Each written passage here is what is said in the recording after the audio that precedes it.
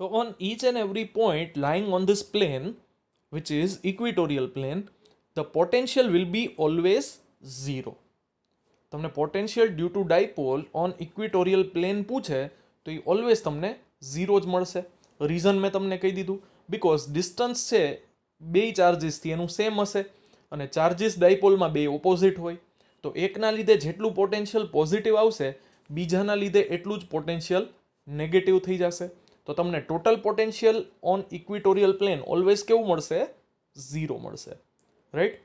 તો બે બહુ ઇમ્પોર્ટન્ટ પ્લેસ થઈ ગઈ, એક એક્સિસ ઉપર, મેઇન એક્સિસ ઉપર, બીજી બાયપોલર એક્સિસ ઉપર, એટલે કે ઇક્વિટોરિયલ લાઇન પર. તો આ બે બહુ ઇમ્પોર્ટન્ટ રિઝલ્ટ તમને મળી ગયા છે. હવે સપોઝ કે કોઈ એવું પોઈન્ટ છે જે નથી ઇક્વિટોરિયલ લાઇન પર, નથી મેઇન એક્સિસ પર. ઇટ મીન્સ સપોઝ કે કોઈ એક પોઈન્ટ અહીંયા છે, આ પોઈન્ટને હું નામ આપું છું આર, જે આપણું સેન્ટર ઓફ ડાયપોલ છે એમાંથી તમે એની ઉપર એક એક્સિસ ડ્રો કરો તો આ ડાયપોલ છે ને, તો ડાયપોલ મોમેન્ટની ડિરેક્શન આ હશે. ડાયપોલ મોમેન્ટની ડિરેક્શન કયું હોય? Negative to positive. જો નેગેટિવ ચાર્જ અહીંયા છે, પોઝિટિવ ચાર્જ અહીંયા છે, તો ડાયપોલ મોમેન્ટની ડિરેક્શન આ થશે. તો આ જે line joining centre of the dipole અને point at which the potential is to be found, તમારે જે પોઈન્ટ ઉપર પોટેન્શિયલ ફાઇન્ડ આઉટ કરવું છે એ પોઈન્ટ અને સેન્ટર ઓફ ડાયપોલને તમે એક લાઇન જોઈન કરો તો એ ડાયપોલ મુમેન્ટની ડિરેક્શન સાથે કેટલો એંગલ ફોર્મ કરે છે? તો કે થીટા એંગલ ફોર્મ કરે છે. હવે આ થીટા છે એ ગમે એટલો હોઈ શકે. આ પોઈન્ટ આર છે એ આ લાઇન પર પણ હોઈ શકે, તો થીટા લેસ છે. આ લાઇન પર હોઈ શકે એટલે થીટા હજી ગ્રેટર છે. આ લાઇન પર હોઈ શકે તો એ શું થઈ જશે? ઇક્વિટોરિયલ લાઇન થઈ જશે. આ 90 કરતાં એંગલ ઇન્ક્રીઝ થઈ જશે, બિકોઝ તમારે એંગલ ઓલવેઝ ફાઇન્ડ આઉટ કોનાથી કરવાનો છે? તો કે પી થી. તો જેમ જેમ તમે એંગલ ચેન્જ કરતા જશો એમ પોટેન્શિયલ પણ વેરી કરશે. અને કઈ રીતે વેરી કરશે એ આપણે થોડી જ વારમાં જોઈએ. તો આના લીધે તમે potential at any point find out કરી શકો. તો હવે આપણે જાશું એ ટોપિકમાં. Potential due to dipole at any point. હવે એની પોઈન્ટ છે એમાં તમે પોઈન્ટ આરની વાત કરો છો, જે ડાયપોલ મોમેન્ટની ડિરેક્શન સાથે કેટલો એંગલ ફોર્મ કરે છે? તો કે થીટા એંગલ ફોર્મ કરે છે. જો ડાયપોલ મોમેન્ટ સાથે, ડાયપોલ મોમેન્ટની ડિરેક્શન છે આ, અને એની સાથે કેટલો એંગલ ફોર્મ કરે છે? તો કે થીટા. રાઈટ?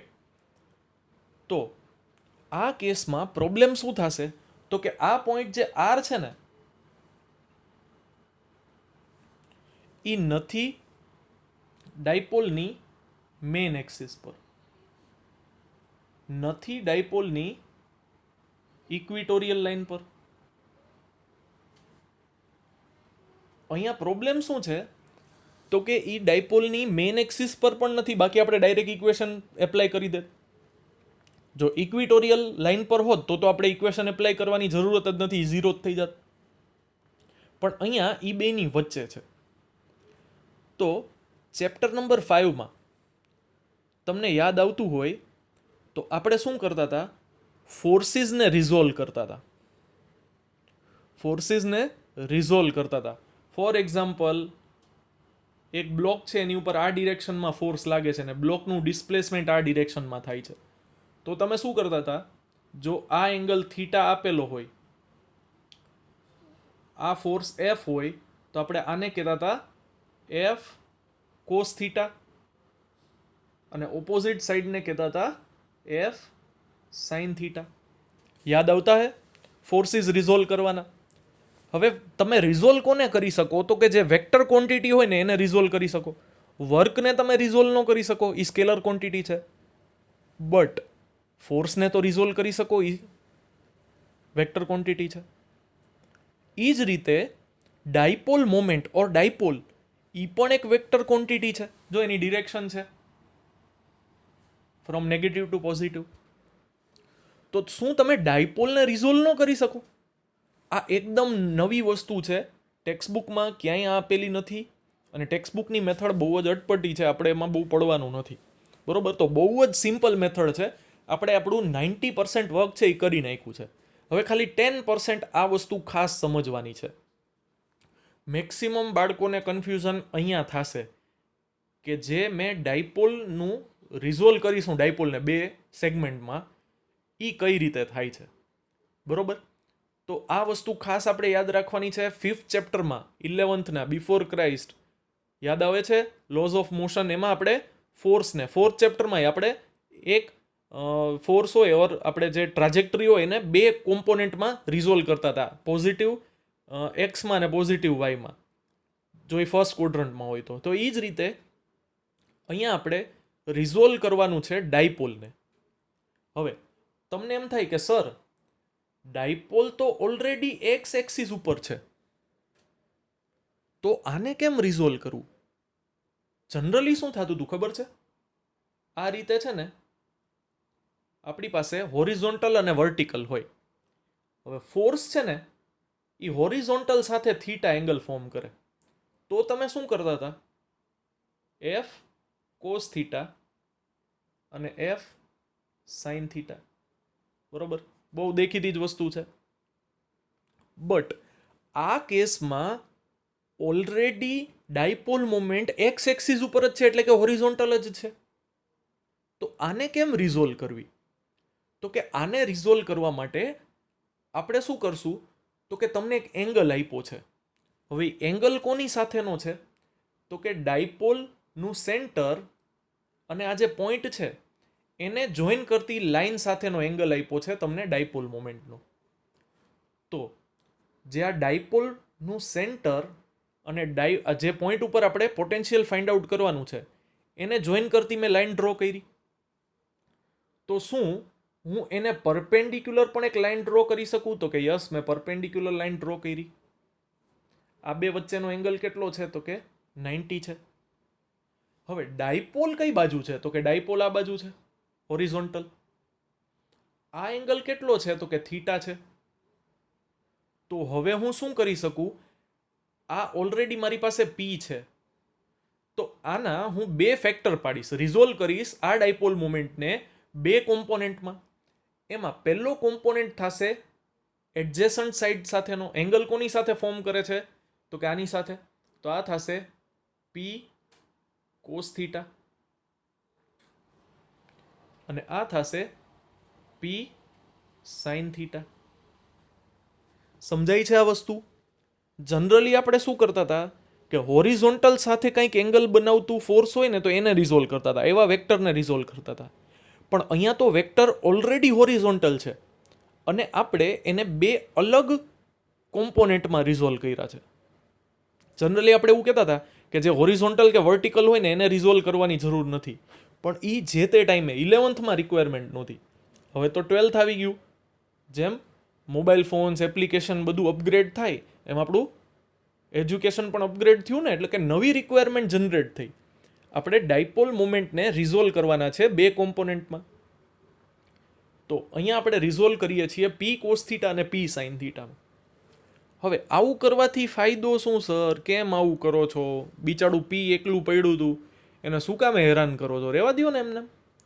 તો આ કરવાથી છે ને મેં એક ડાયપોલને 2 ડાયપોલમાં કન્વર્ટ કર્યા છે.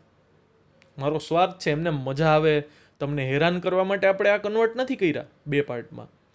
અહીંયા 2 કોમ્પોનેન્ટ, તમને 2 ડાયપોલ મળે છે, તમે એક ડાયપોલમાંથી 2 ડાયપોલ બનાવ્યા.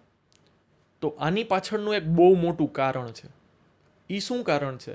તો કે તમારે પોટેન્શિયલ ક્યાં ફાઇન્ડ આઉટ કરવાનો છે? તો કે તમારે પોટેન્શિયલ ફાઇન્ડ આઉટ કરવાનો છે પી આર પોઈન્ટ ઉપર. આ કેસમાં ક્યાં છે આર પોઈન્ટ? જો આર પોઈન્ટ છે, અહીંયા ક્યાંક હશે ને આર પોઈન્ટ. તો હવે એક બહુ મસ્ત જોવા જેવી બાબત થઈ ગઈ. એ શું થઈ? તો કે આ જે આર પોઈન્ટ છે ને, આર પોઈન્ટ એ એક ડાયપોલની મેઇન એક્સિસ ઉપર આવી ગયું અને બીજા ડાયપોલની ઇક્વિટોરિયલ લાઇન પર આવી ગયું. તમને ખબર ન પડી. ક્યાં સે ક્યાં હો ગયા દેખતે દેખતે. જો પી કોસ થીટા વાળો ડાયપોલ છે. તમે એક ડાયપોલમાંથી કેટલા ડાયપોલ બનાવ્યા? 2 ડાયપોલ. પી માંથી બનાવ્યું પી કોસ થીટા અને પી સાઇન થીટા. તો પી કોસ થીટા વાળું ડાયપોલ છે ને, પી કોસ થીટા વાળું ડાયપોલ, આર પોઈન્ટ છે ને એ એની મેન એક્સિસ ઉપર છે. પી કોસ થીટા વાળું ડાયપોલ હશે ક્યાં? તો કે પી કોસ થીટા વાળું ડાયપોલ આર યુ. તો કે આર પોઈન્ટ એની મેન એક્સિસમાંથી પાસ થાય છે. અને પી સાઇન થીટા વાળું ડાયપોલ ક્યાં છે? તો કે આર યુ ઇથે. તો આર પોઈન્ટ ક્યાં છે? તો કે આર પોઈન્ટ આ ડાયપોલની ઇક્વિટોરિયલ લાઇન પર છે કે નહીં? હાઈલા જાદુ, આ તો જોરદાર થઈ ગયું સર. ટપા પડતા હે કે નહીં પડતા હે? જરૂર લાગે પાછો વિડીયો એકવાર બેક કરીને આ વસ્તુ જોઈ લેજો. તમે એક ડાયપોલમાંથી 2 ડાયપોલ બનાવ્યા છે. સમજાય છે? એક ડાયપોલમાંથી 2 ડાયપોલ બનાવ્યા. આવું કર્યું શું કામે? તો કે આર પોઈન્ટ એક ડાયપોલની મેન એક્સિસ ઉપર આવી ગયું અને બીજા ડાયપોલની ઇક્વિટોરિયલ લાઇન પર આવી ગયું, બાયપોલર એક્સિસ પર. અને ઈ બેના ઇક્વેશન તો આપણને ખબર છે, હમણાં જ સ્ટડી કર્યા. ટપ્પા પડતા હે કે નહીં પડતા હે?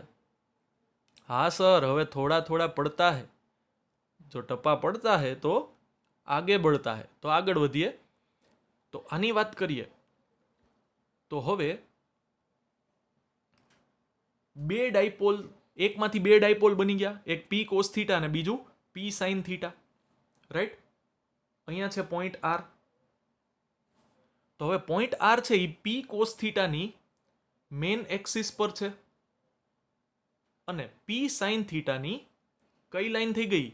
તો કે બાયસેક્ટર એટલે કે ઇક્વિટોરિયલ લાઇન પર. બરોબર? બાયપોલર એક્સિસ પર. તો તમારે આર પોઈન્ટ ઉપર કેટલા ડાયપોલના લીધે પોટેન્શિયલ ફાઇન્ડ આઉટ કરવાનું છે? Potential at R will be because of 2 dipoles. 1 dipole P cos theta, other dipole P sine theta. તો 2 ડાયપોલના લીધે આર પોઈન્ટ ઉપર કેટલું પોટેન્શિયલ આવે છે એ હું શું કરી નાખું? બેયનું એડિશન કરી નાખું. ઇન્ડિવિજ્યુઅલી ફાઇન્ડ આઉટ કરી અને હું બેયને એડ કરી નાખું. તો બેયને એડ કરીએ.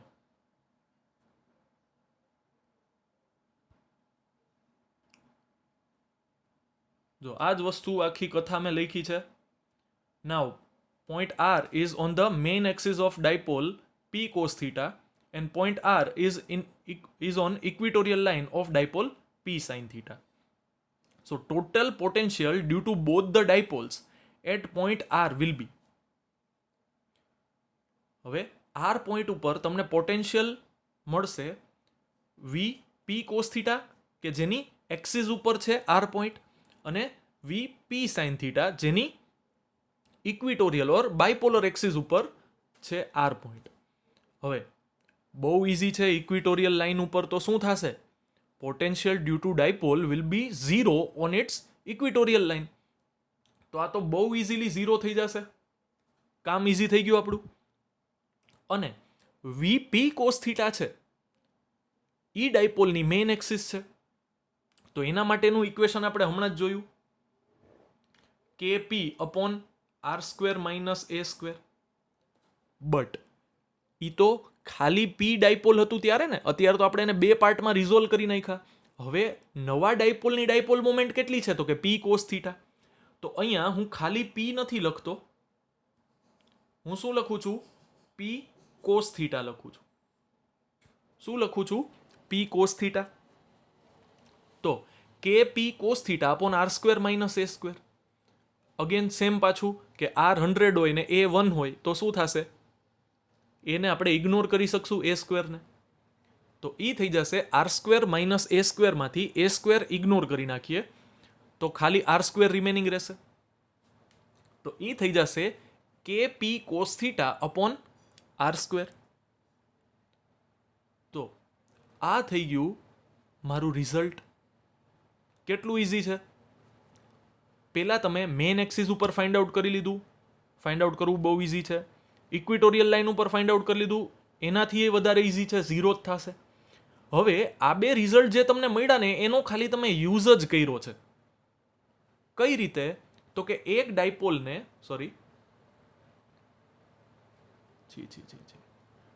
એક ડાયપોલને તમે શું કર્યું છે, બે કોમ્પોનેન્ટમાં રિઝોલ્વ કરી નાખ્યા. જ્યાં આર પોઈન્ટ છે એ એક માટે મેઇન એક્સિસ ઉપર થશે અને અધર માટે ઇક્વિટોરિયલ લાઇન પર થશે. તો આ કેસમાં તમને potential at any point due to an electric dipole એ તમને મળશે KP cos theta upon R square. જ્યાં ડાયપોલ મોમેન્ટ પી છે એ પણ છે ઇક્વેશનમાં, અને પોટેન્શિયલ છે એ ખાલી ડાયપોલ મોમેન્ટ કે ડિસ્ટન્સ પર ડિપેન્ડ નથી કરતું, એંગલ પર પણ ડિપેન્ડ કરે છે. જો એંગલ પર પણ ડિપેન્ડ કરે છે કે નહીં. હવે તો શું આ ઇક્વેશન યુનિવર્સલ ઇક્વેશન છે? તો કે યસ, કોઈ પણ એંગલ થીટા માટે તમે આ રિઝલ્ટ ફાઇન્ડ આઉટ કરી શકો. હવે આ એંગલ થીટા શું છે? તો કે ઈ એંગલ થીટા ડાયપોલ મોમેન્ટ અને પોઈન્ટનો પોઝિશન વેક્ટર એની વચ્ચેનો એંગલ છે. હવે ફોર એક્ઝામ્પલ, જો અહીંયાની જ હું વાત કરું, જો આ એંગલ 0 હોય, આ એંગલ 0 હોય, તો આ જે પોઈન્ટ છે આર, ઈ પોઈન્ટ, અરે ભાઈ, આ જે પોઈન્ટ આર છે એ ક્યાં આવી જશે? જો આ એંગલ 0 હોય તો આર અહીંયા આવી જશે. યસ ઓર નો? હા તો પાડો. હા સર. તો આ પોઈન્ટ આર છે એ એક્સિસ ઉપર આવી જશે કે નહીં? ડાયપોલ તો આ બાજુ જ હતું ને પી પહેલેથી, તો આ ડાયપોલની એક્સિસ ઉપર આવી ગયું, તો તમને ડાયપોલની એક્સિસ પરનું ઇક્વેશન પણ મળવું જોઈએ. તો કે હા મળશે જ સર, શું કામે નહીં મળે? તો જો હું આ યુનિવર્સલ ઇક્વેશનમાં થીટા ઇક્વલ્સ ટુ 0 મૂકું તો કોસ 0 શું થશે? તો કે 1 થઈ જશે. તો એ થઈ જશે KP into 1 upon R square, એટલે કેપી અપોન આર સ્ક્વેર.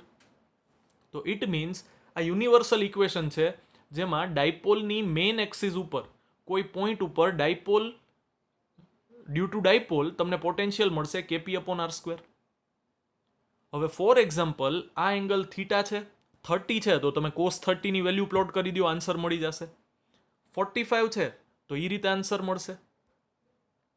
60 છે તો એ રીતે આન્સર મળશે. સપોઝ કે આ થીટા 90 છે, આ થીટા કેટલું છે? તો કે 90 છે, તો મૂકી દો કોસ 90.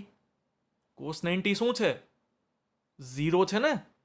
તો આ પોઈન્ટ આર અત્યારે ક્યાં આવી ગયો? તો કે આ ડાયપોલની ઇક્વિટોરિયલ લાઇન ઉપર આવી ગયો ને, અને ઇક્વિટોરિયલ લાઇન ઉપર તો પોટેન્શિયલ કેટલું હોય? 0 હોય. તો આ વસ્તુ પ્રૂવ કરે છે કે આ જે ઇક્વેશન તમને મળ્યું ને KP cos theta upon R square, એ યુનિવર્સલ ઇક્વેશન છે. તમે કોઈ પણ એંગલ થીટા માટે આ વસ્તુ એપ્લાય કરી શકશો. બરોબર? તો આ રીતે આપણને લીથોમાં અથવા ટેક્સ્ટબુકમાં જે વસ્તુ આપેલી છે એ બહુ જ કોમ્પ્લિકેટેડ છે, સમજવી બહુ જ ડિફિકલ્ટ છે. ટ્રાય કરી જોજો એકવાર, પછી આ મેથડ તમે યુઝ કરી જોજો. બહુ જ સિમ્પલ લાગશે આ મેથડ. એક્ઝામમાં પૂછાય તો આ મેથડ તમે લખી પણ શકશો. બરોબર? ફોર એક્ઝામ્પલ, એક્ઝામમાં આ જ મેથડ તમને પૂછાય કે derive the equation for potential due to an electric dipole at any point P in the space. હવે એની પોઈન્ટ કીધું છે, ઇટ મીન્સ તમે સ્પેશિયલ કેસ ન લઈ શકો. એક્સિસ ઉપરનો કોઈ પોઈન્ટ એ સ્પેશિયલ કેસ થઈ ગયો, ઇક્વિટોરિયલ લાઇન પરનો કોઈ પોઈન્ટ તો એ સ્પેશિયલ કેસ થઈ ગયો. તમારે કમ્પલસરી યુનિવર્સલ કેસ, એટલે કે કોઈ પણ એંગલ થીટા માટે સાચું પડે એવું ઇક્વેશન તમારે ડિરાઇવ કરવું પડે, જે છે KP cos theta upon R square. અને એ ફાઇન્ડ આઉટ કરવા માટેની આ સિમ્પલેસ્ટ મેથડ છે. બટ ખાલી યાદ એ રાખવાનું છે કે તમે પીના બે જે ફેક્ટરાઇઝ કર્યા છે અને બે કોમ્પોનેન્ટ તમે ફાઇન્ડ આઉટ કર્યા છે પીના, પી કોસ થીટા અને પી સાઇન થીટા, એ કઈ રીતે ફાઇન્ડ આઉટ કર્યા છે એ વસ્તુ ખાલી ખાસ આમાં ધ્યાન રાખવાની છે. અને આ કોન્સેપ્ટ તમને MCQ સોલ્વ કરવા માટે પણ બહુ જ હેલ્પફુલ થશે. તો આ ટોપિક આપણો અહીંયા પૂરો થાય છે અને થોડોક કોમ્પ્લિકેટેડ છે, એટલે હું તમને ટાઈમ પણ આપું છું આ વસ્તુ એબ્ઝોર્બ કરવા માટેનો. ધીરે ધીરે સમજી લો તમે આ વસ્તુ. બરોબર? એવું હોય તો એકાદી વખત વિડીયો રીપ્લે કરીને અથવા જે આપણે ફેક્ટરાઇઝ કર્યા એ સેક્શન રીપ્લે કરી અને તમે જોઈ લ્યો. બરોબર? અને છતાં પણ કંઈ પણ ન સમજાય તો મને કોલ ઓર મેસેજથી પૂછી લ્યો, બરાબર? આપણે કન્ફ્યુઝન ક્લિયર કરી નાખશું. તો આજના ટોપિકમાં આપણે અહીંયા સુધી જ રાખીએ છીએ. કાલ ટેસ્ટ છે, તમારે પ્રિપેરેશન કરવાની છે, બરાબર? તો આપણે હજી potential energy at any point due to a dipole એ આપણે ડિરાઈવ કરવાનું છે ઇક્વેશન. મારી પાસે રેડી જ છે, પણ આજે આ ટોપિકનું ટૂંકમાં જે કોમ્પ્લિકેશનનું લેવલ છે એ થોડુંક આપણે ધ્યાનમાં રાખી અને બે ટોપિક મર્જ નથી કરતા. આજના લેક્ચરમાં આપણે આ ટોપિક સુધી જ રાખીએ છીએ. નેક્સ્ટ લેક્ચરમાં જ્યારે મળશું ત્યારે આપણે potential due to an electric dipole at any point એની આપણે ડિસ્કશન કરશું. આજે વાત કરી આપણે પોટેન્શિયલની, અને નેક્સ્ટ લેક્ચરમાં આપણે વાત કરશું પોટેન્શિયલ એનર્જીની. આપણે વાત કરશું પોટેન્શિયલ એનર્જીની. આજે વાત કરી પોટેન્શિયલની, નેક્સ્ટ લેક્ચરમાં પોટેન્શિયલ એનર્જીની વાત કરશું, બરાબર? તો પાછી હું તમને PDF પ્લે કરી દઉં છું, તમે નોટ ડાઉન કરી લ્યો બધી વસ્તુ પોઝ કરીને.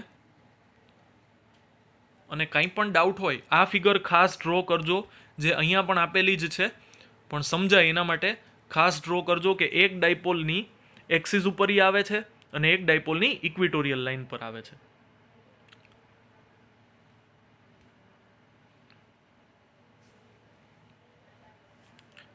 તો આજે અહીંયા સુધી રાખીએ છીએ. મળશું નેક્સ્ટ લેક્ચરમાં, ત્યારે વાત કરશું આપણે ઓલરેડી ડિસ્કસ કરી લીધું એમ પોટેન્શિયલ એનર્જીની. તો કાલની એક્ઝામ માટે ઓલ ધ બેસ્ટ. પ્રિપેર કરજો વ્યવસ્થિત રીતે અને જેન્યુઅનલી ટેસ્ટ ભરજો, પ્લીઝ રિક્વેસ્ટ કરું છું. કોઈ પણ સબ્જેક્ટની ટેસ્ટ હોય જેન્યુઅનલી અપિયર થાવ એક્ઝામમાં. તમારું સેલ્ફ એનાલિસિસ તમારે જ કરવાનું છે, સેલ્ફ ઇવેલ્યુએશન તમારે જ કરવાનું છે, તમારે જ ડિસાઇડ કરવાનું છે કે તમારે કેટલી વધારે મહેનતની જરૂર છે. બહુ સિરિયસલી આપણે પ્રિપેરેશન કરવાની જ છે, બરાબર?